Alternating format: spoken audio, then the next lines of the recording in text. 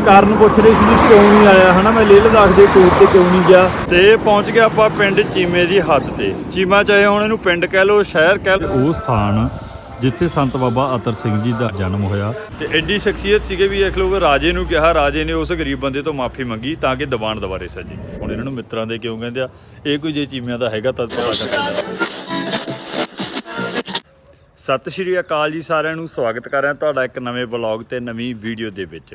ਤੇ ਅੱਜ ਆਪਾਂ ਜਾਣਾਗਾ ਭਾਈ ਮੇਰੇ ਨਾਨਕੇ ਪਿੰਡ, ਤੇ ਉੱਥੇ ਚੱਲ ਕੇ ਆਪਾਂ ਤੁਹਾਨੂੰ ਗੁਰਦੁਆਰਾ ਸਾਹਿਬ ਦਾ ਦਰਸ਼ਨ ਮੇਲਾ ਕਰਵਾਵਾਂਗੇ, ਕਿਉਂਕਿ ਜਿਹੜਾ ਉਹ ਪਿੰਡ ਆ ਉਹ ਸੰਤ ਬਾਬਾ ਅਤਰ ਸਿੰਘ ਜੀ ਦਾ ਜਨਮ ਅਸਥਾਨ ਹੈਗਾ।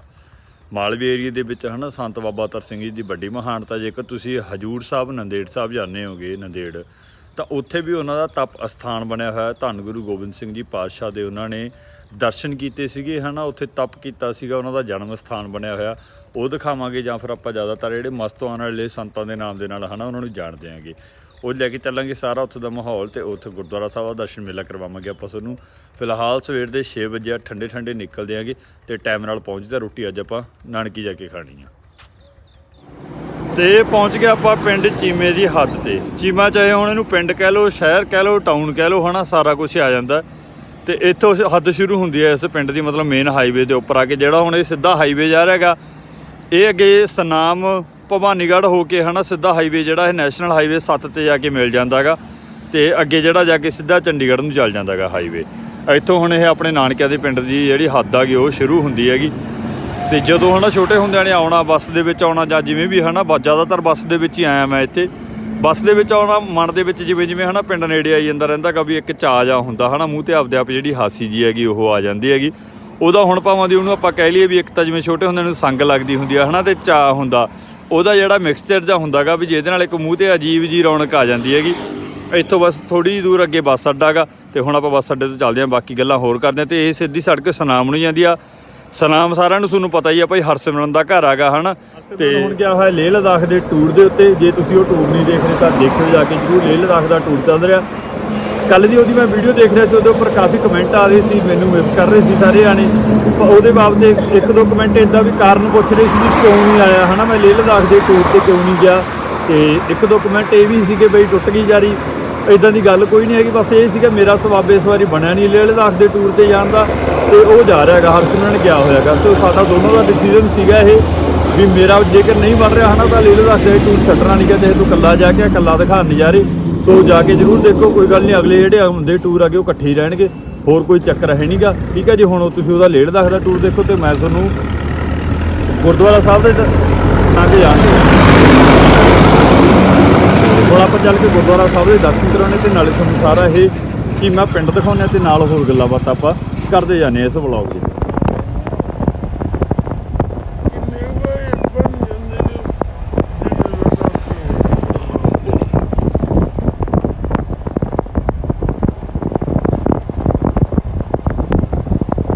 ਇਹ ਬੱਸ ਅੱਡਾ ਆ ਗਿਆ ਇੱਥੋਂ ਦਾ ਮੇਨ। ਜਦੋਂ ਹੁਣ ਛੋਟੇ ਹੁੰਦਿਆਂ ਨੇ ਆਉਣਾ ਹੈ ਨਾ ਇੱਥੇ, ਜਾਂ ਤਾਂ ਨਾਨੀ ਨਾਲ ਆਉਣਾ ਜਾਂ ਮਾਤਾ ਨਾਲ।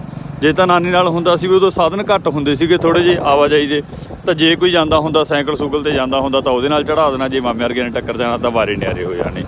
ਇਹ ਸਾਰਾ ਮਾਹੌਲ ਆ। ਫਿਰ ਆਰਾਮ ਨਾਲ ਹੈ ਨਾ ਸਾਈਕਲ ਦੇ ਉੱਤੇ ਬੈਠ ਕੇ ਆਪਦੇ ਝੂਟੇ ਲੈਂਦੇ ਜਾਣੀ। ਵੀ ਉਹ ਟਾਈਮ ਵੀ ਹੁੰਦਾ ਸੀ ਜਦੋਂ ਬੰਦਾ ਹੈ ਨਾ ਨਾਨਕਿਆਂ ਦੇ ਘਰੇ ਆਉਂਦਾ ਗਾ, ਤੇ ਅਗਲਾ ਕਹਿ ਕੇ ਸੱਦਾ ਵੀ ਭਾਈ ਦੋਹਤਾ ਆਇਆ। ਸਾਰੇ ਪਿੰਡ ਦਾ ਹੀ ਦੋਹਤਾ ਹੁੰਦਾ, ਕਿਉਂਕਿ ਹੈ ਨਾ ਮੜਕੀ ਬਦਲ ਜਾਂਦੀ ਆ ਬੰਦੇ ਦੀ ਚਾਲ ਦੀ। ਨਾਨਕਿਆਂ 'ਚ ਆ ਕੇ ਜਦੋਂ ਛੋਟਾ ਹੁੰਦਾ ਬੰਦਾ ਇੱਥੇ ਆਉਂਦਾ, ਲਗਾਵ ਹੁੰਦਾ ਗਾ ਹੈ ਨਾ, ਕਿਉਂਕਿ ਇਹ ਉਹ ਥਾਂ ਹੁੰਦੀ ਹੈ ਯਾਰ ਵੀ ਜਿੱਥੇ ਆਪਾਂ ਨੂੰ ਹੈ ਨਾ ਆਪਣੀ ਮਾਤਾ ਦੇ ਮਾਂ ਦੇ ਨਾਂ ਦੇ ਨਾਲ ਜਾਣਦੇ ਹੈਗੇ। ਵੀ ਇੱਥੇ ਕੋਈ ਬਾਪੂ ਦੀ ਚਲੋ ਓਡੀ ਪਛਾਣ ਨਹੀਂ ਹੁੰਦੀ, ਮਾਂ ਦੇ ਨਾਲ ਜਾਣਦੇ ਆ ਸਾਰੇ। ਅਤੇ ਇਹ ਪਿੱਛੇ ਜਿਹੜਾ ਦੇਖਿਆ ਸੀ ਗੇਟ, ਇਹ ਗੁਰਦੁਆਰਾ ਸਾਹਿਬ ਆ। ਦੋ ਗੁਰਦੁਆਰਾ ਸਾਹਿਬ ਬਣੇ ਹੋਏ ਇਹ ਬਿਲਕੁਲ ਇੱਥੇ ਵੀ ਮੇਨ ਰੋਡ ਦੇ ਨਾਲ ਆ ਗਿਆ। ਬਾਹਰਲਾ ਗੁਰਦੁਆਰਾ ਸਾਹਿਬ ਕਹਿ ਦਿੰਦੇ ਹੈਗੇ। ਦੋਨੇ ਸੰਤ ਬਾਬਾ ਅਤਰ ਸਿੰਘ ਜੀ ਨੂੰ ਸਮਰਪਿਤ ਜਿਹੜੇ ਗੁਰਦੁਆਰਾ ਸਾਹਿਬ ਬਣੇ ਹੋਏ, ਇਸ ਗੁਰਦੁਆਰਾ ਸਾਹਿਬ ਨੂੰ SGPC ਰਨ ਕਰਦੀ ਆ। ਅਤੇ ਇਹ ਪਿੰਡ ਦੀ ਤਿੰਨ ਕੋਣੀ ਆ ਜਾਂਦੀ ਆ। ਇਹਨੂੰ ਤਿੰਨ ਕੋਣੀ ਤਾਂ ਕਹਿ ਦਿੰਦੇ ਹੈਗੇ। ਉੱਦਾਂ ਹੁਣ ਭਾਈ ਤਾਰੂ ਸਿੰਘ ਜੀ ਚੌਂਕ ਰੱਖਿਆ ਹੋਇਆ, ਕਿਉਂਕਿ ਤਿੰਨ ਪਾਸੇ ਨੂੰ ਇੱਥੋਂ ਰਾਹ ਮੁੜਦੇ ਹੈਗੇ। ਇਹ ਸਿੱਧਾ ਰਾਹ ਜਿਹੜਾ ਉਹ ਗੁਰਦੁਆਰਾ ਸਾਹਿਬ ਨੂੰ ਚੱਲ ਜਾਂਦਾ ਹੈਗਾ। ਅਤੇ ਇੱਥੇ ਇੱਕ ਸੈਂਟਰ ਵੀ ਖੁੱਲ੍ਹਿਆ ਹੋਇਆ, ਨਸ਼ਾ ਛਡਾਊ ਕੇਂਦਰ ਹੈਗਾ ਸੈਂਟਰ ਜਿਹੜਾ ਖੁੱਲ੍ਹਿਆ ਹੁੰਦਾ, ਸੰਤ ਬਾਬਾ ਅਤਰ ਸਿੰਘ ਜੀ ਦੇ ਨਾਂ 'ਤੇ ਹੀ ਆ। ਕਾਫੀ ਪੁਰਾਣੇ ਟਾਈਮ ਦਾ ਖੁੱਲ੍ਹਿਆ ਹੋਇਆ ਇੱਥੇ ਇਹ। ਅਤੇ ਅੱਜ ਵੀ ਜਿਹੜੀ ਉਮੀ ਬਸ ਇਹ ਫਿਰ ਮੇਰੇ ਖਿਆਲ ਨਾਲ ਵੀ ਕੋਸਟ ਕੂਸਟ ਆ, ਪਤਾ ਨਹੀਂ ਵੀ ਕਿਵੇਂ ਇਹ ਚੈਰਿਟੀ ਬੇਸ ਚੱਲਦਾ ਜਾਂ ਜਿਵੇਂ ਚੱਲਦਾ ਹੈਗਾ। ਵੀ ਇੱਥੇ ਇਹ ਨਸ਼ਾ ਛਡਾਊ ਸੈਂਟਰ ਹੈਗਾ, ਅਤੇ ਇਹ ਗੁਰਦੁਆਰਾ ਸਾਹਿਬ ਦੇ ਜਿਹੜੀ ਇਹ ਬਾਹਰਲੀ ਪਰਿਕਰਮਾ ਆ ਗਈ, ਬਾਹਰਲਾ ਪਾਸਾ ਆ ਗਿਆ, ਜਿੱਥੇ ਇੱਕ ਬਹੁਤ ਸੋਹਣਾ ਮਤਲਬ ਸਜਾਵਟ ਕਰਕੇ ਰੱਖਿਆ ਹੋਇਆ ਅਤੇ ਸਾਫ ਸੁਥਰੀ ਚਾਰੇ ਪਾਸੇ ਥਾਂ। ਦੋ ਪਾਸੇ ਐਂਟਰੈਂਸ ਆ ਗੁਰਦੁਆਰਾ ਸਾਹਿਬ ਦੀ, ਇੱਕ ਪਾਸੇ ਤਾਂ ਜਿਹੜੀ ਐਂਟਰੈਂਸ ਆ ਉਹ ਇੱਧਰਲੇ ਪਾਸੇ ਦੀ ਆ, ਇੱਕ ਐਂਟਰੈਂਸ ਪਰਲੇ ਪਾਸੇ ਦੀ। ਆਪਾਂ ਤੁਹਾਨੂੰ ਦੋਨੇ ਪਾਸੇ ਵਾਲਾ ਜਗ੍ਹਾ ਦਿਖਾ ਦਾਂਗੇ ਕਿ ਇਹ ਜਨਮ ਅਸਥਾਨ ਆ ਗਿਆ ਗੁਰਦੁਆਰਾ ਸਾਹਿਬ, ਜਿੱਥੇ ਅੱਜ ਸੁਸ਼ੋਭਿਤ ਹੈਗਾ। ਅਤੇ ਇਹ ਪਿਛਲਾ ਪਾਸਾ ਆ ਗਿਆ, ਫਰੰਟ ਵਾਲਾ ਪਾਸਾ ਦੂਜੇ ਪਾਸੇ ਨੂੰ ਆ।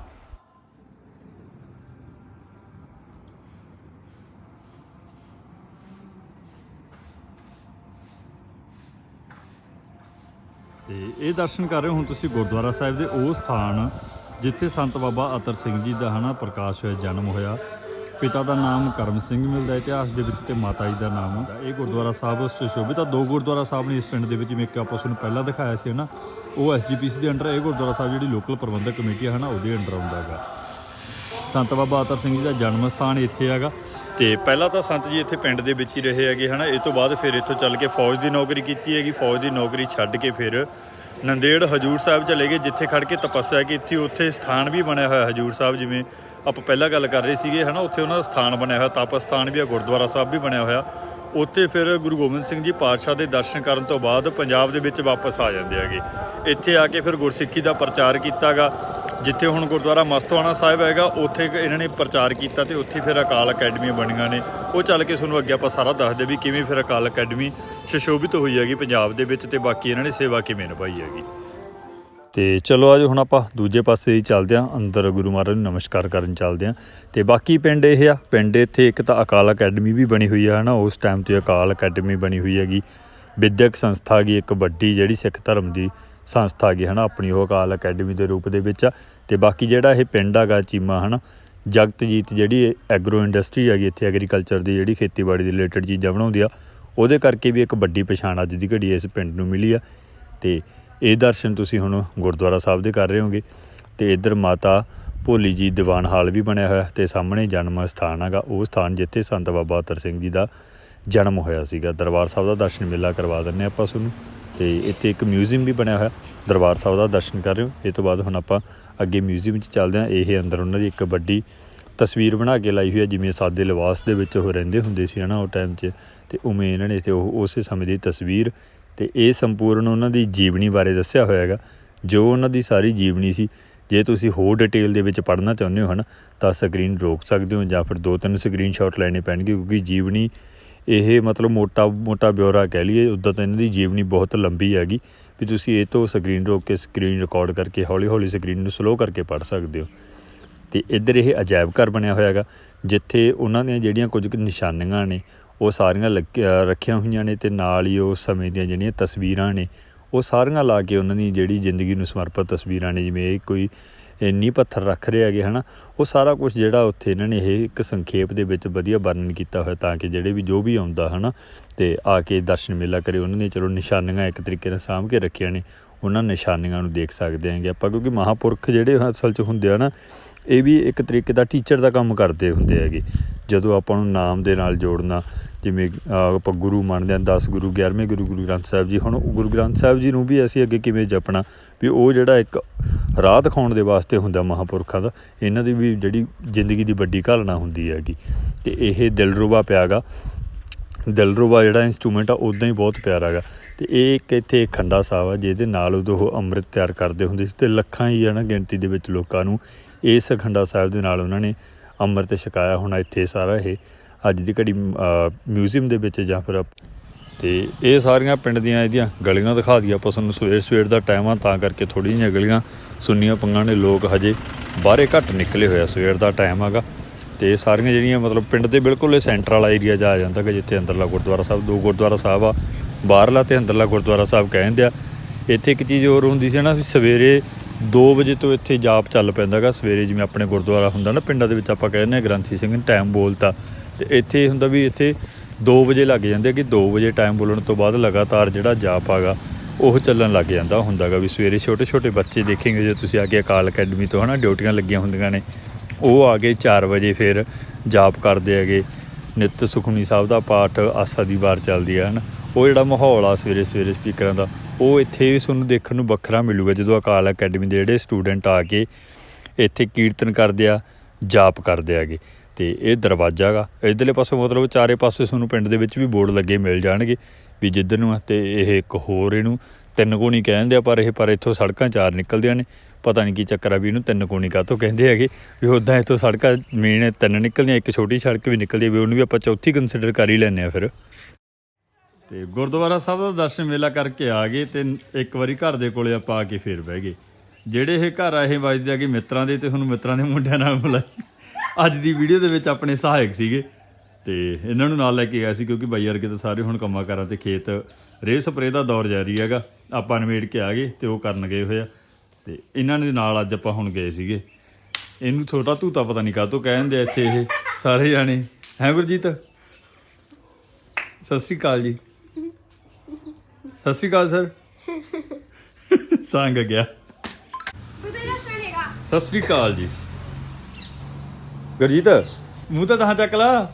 ਹੈ ਸੰਗਦਾ ਕਾਹਤੋਂ ਆ? ਹੈ ਪੱਕੀ ਗੱਲ ਆ? ਚੱਲ ਠੀਕ ਆ, ਪੱਕਾ ਲਾਇਆ ਕਰਾਂਗਾ ਵਲੋਗਾਂ 'ਚ ਫਿਰ ਵੀਡੀਓ 'ਚ ਪੱਕਾ। ਚੱਲ ਵੜ ਮੇਰੇ ਨਾਲ, ਚੱਲ ਵੜ। ਹੈ ਪੱਕੀ ਗੱਲ ਆ? ਚੱਲ ਠੀਕ ਆ ਬਾਈ।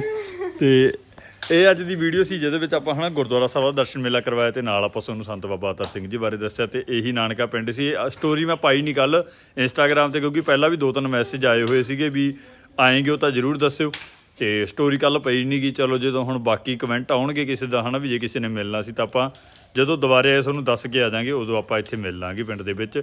ਤੇ ਇਹ ਸਾਰੀ ਜਿਹੜੀ ਜੀਵਨੀ ਸੀ ਸੰਤ ਬਾਬਾ ਅਤਰ ਸਿੰਘ ਜੀ ਤੁਹਾਨੂੰ ਆਪਾਂ ਉਹ ਦੱਸੀ ਹੈਗੀ ਤੇ ਨਾਲ ਆਪਾਂ ਪਿੰਡ ਦਿਖਾਇਆ ਗਾ। ਇਹਨਾਂ ਬਾਰੇ ਇੱਕ ਬੜੀ ਫੇਮਸ ਗੱਲ ਆ ਗਈ, ਕਹਿੰਦੇ ਇੱਕ ਵਾਰ ਜਦੋਂ ਦੀਵਾਨ ਸਜਾ ਰਹੇ ਹੁੰਦੇ ਹਨ, ਮਤਲਬ ਵੀ ਇੱਕ ਸੰਗਰੂਰ ਦੀ ਰਿਆਸਤ ਦਾ ਰਾਜਾ ਕਿਹਾ ਜਾਂਦਾ ਵੀ ਇਹਨਾਂ ਨੂੰ ਲੈ ਕੇ ਜਾਂਦਾ ਗਾ ਰਿਕੁਐਸਟ ਕਰਕੇ। ਗੁਰੂ ਮਹਾਰਾਜ ਦਾ ਪ੍ਰਕਾਸ਼ ਹੁੰਦਾ, ਪਾਠ ਹੁੰਦਾ ਤੇ ਇੱਕ ਵਾਰੀ ਜਿਹੜਾ ਸੰਗਰੂਰ ਦੀ ਰਿਆਸਤ ਦਾ ਰਾਜਾ ਹੁੰਦਾ ਗਾ ਉਹਨੇ ਘਰੇ ਗੁਰੂ ਮਹਾਰਾਜ ਦਾ ਪ੍ਰਕਾਸ਼ ਕਰਵਾਇਆ ਹੁੰਦਾ ਤੇ ਸੰਤ ਬਾਬਾ ਅਤਰ ਸਿੰਘ ਜੀ ਨੂੰ ਆਪਦੇ ਘਰੇ ਲੈ ਕੇ ਜਾਂਦਾ ਕਿ ਉੱਥੇ ਜਾ ਕੇ ਤੁਸੀਂ ਕੀਰਤਨੀ ਦੀਵਾਨ ਸਜਾਓ। ਦੀਵਾਨ ਇਹ ਸਜਾ ਰਹੇ ਹੁੰਦੇ ਹੈਗੇ ਪਰ ਦੇਖਦੇ ਹੈਗੇ ਕਿ ਬਾਹਰੇ ਇੱਕ ਕੋਈ ਆਮ ਬੰਦਾ ਖੜਾ ਗਾ ਵੀ ਸਾਦਾ ਲਿਬਾਸ ਆ, ਪਾਟੇ ਕੱਪੜੇ ਹੈਗੇ ਆਪਾਂ ਗਰੀਬ ਬੰਦਾ ਕਹਿ ਲਈਏ ਜਿਹਨੂੰ, ਤੇ ਉੱਦਾਂ ਦਾ ਇੱਕ ਬੰਦਾ ਬਾਹਰ ਖੜਾ ਗਾ ਤੇ ਉਹ ਮੱਥਾ ਟੇਕਣਾ ਚਾਹੁੰਦਾ ਗਾ, ਗੁਰੂ ਮਹਾਰਾਜ ਨੂੰ ਨਮਸਕਾਰ ਕਰਨਾ ਚਾਹੁੰਦਾ। ਪਰ ਜਿਹੜੇ ਉਹ ਰਾਜੇ ਦੇ ਸੈਨਿਕ ਹੁੰਦੇ ਆ ਵੀ ਉਹ ਅੰਦਰ ਨਹੀਂ ਆਉਣ ਦਿੰਦੇ ਉਹਨੂੰ। ਤੇ ਜਦੋਂ ਇਹ ਦੇਖਦੇ ਆ ਤਾਂ ਇਹਨਾਂ ਨੂੰ ਬਹੁਤ ਬੁਰੀ ਲੱਗਦੀ ਆ ਉਹ ਗੱਲ ਵੀ ਇਦਾਂ ਤਾਂ ਹੋ ਨਹੀਂ ਸਕਦਾ ਗੁਰੂ ਮਹਾਰਾਜ ਨੂੰ ਨਮਸਕਾਰ ਕਰਨਾ ਚਾਹੁੰਦਾ ਵੀ ਰਾਜਾ ਆਪਦੇ ਹੰਕਾਰ ਦੇ ਵਿੱਚ ਜਾਂ ਫਿਰ ਉਹਦੇ ਸੈਨਿਕ ਨਹੀਂ ਅੰਦਰ ਆਉਣ ਦੇਣਾ ਚਾਹੁੰਦੇ। ਤਾਂ ਉੱਥੇ ਹੀ ਇਹ ਦੀਵਾਨ ਦੀ ਸਮਾਪਤੀ ਕਰਦੇ ਹੈਗੇ ਤੇ ਇਹ ਤੋਂ ਬਾਅਦ ਉੱਠ ਕੇ ਬਾਹਰ ਚਲੇ ਜਾਂਦੇ ਆ। ਇਹਦੀ ਵੀ ਅਲੌਕਿਕ ਇੱਕ ਦੀਵਾਨ ਸਜਿਆ ਹੁੰਦਾ ਵੱਖਰਾ ਇੱਕ ਮਾਹੌਲ ਬੱਝਿਆ ਹੁੰਦਾ ਤਾਂ ਰਾਜਾ ਸੋਚਦਾ ਵੀ ਇਦਾਂ ਦੀ ਕੀ ਗੱਲ ਹੋ ਗਈ ਸੰਤ ਜੀ ਉੱਠ ਕੇ ਕਿਉਂ ਚੱਲ ਗਏ। ਤਾਂ ਫਿਰ ਰਾਜਾ ਭਾਲ ਦੇ ਵਿੱਚ ਮਗਰ ਜਾਂਦਾ ਤੇ ਜਦੋਂ ਜਾ ਕੇ ਫਿਰ ਸੰਤ ਜੀ ਕੋਲ ਜਾਂਦਾ ਤਾਂ ਸੰਤ ਜੀ ਕਹਿੰਦੇ ਆ ਵੀ ਐਡੀ ਗੁਸਤਾਖੀ ਨਹੀਂ ਹੋ ਸਕਦੀ ਵੀ ਜਿਹੜਾ ਉਹ ਬੰਦਾ ਆਇਆ ਸੀ ਜੇ ਤੁਸੀਂ ਚਾਹੁੰਦੇ ਹੋ ਦੀਵਾਨ ਦੁਬਾਰੇ ਸਜੇ ਤਾਂ ਉਹਨੂੰ ਲੱਭ ਕੇ ਲੈ ਕੇ ਆਓ, ਉਹਦੇ ਤੋਂ ਰਾਜਾ ਗੁਰੂ ਮਹਾਰਾਜ ਦੀ ਹਜ਼ੂਰੀ ਦੇ ਵਿੱਚ ਮਾਫੀ ਮੰਗੇ ਤੇ ਫਿਰ ਹੀ ਇਹ ਦੀਵਾਨ ਸਜੂਗਾ।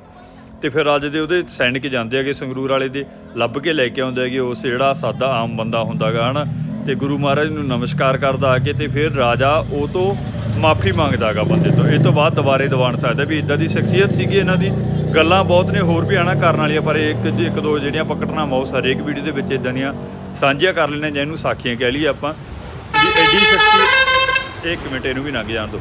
ਤੇ ਐਡੀ ਸ਼ਖਸੀਅਤ ਸੀਗੇ ਵੀ ਦੇਖ ਲਓ ਰਾਜੇ ਨੂੰ ਕਿਹਾ, ਰਾਜੇ ਨੇ ਉਸ ਗਰੀਬ ਬੰਦੇ ਤੋਂ ਮਾਫੀ ਮੰਗੀ ਤਾਂ ਕਿ ਦੀਵਾਨ ਦੁਬਾਰੇ ਸਜੇ। ਤੇ ਹੁਣ ਇਹ ਸਾਰਾ ਆਪਾਂ ਚੱਲਦੇ ਹਾਂ ਅੱਗੇ ਨਾਲ ਬਲੌਗ ਨੂੰ ਕੰਟੀਨਿਊ ਰੱਖਦੇ ਆਂਗੇ।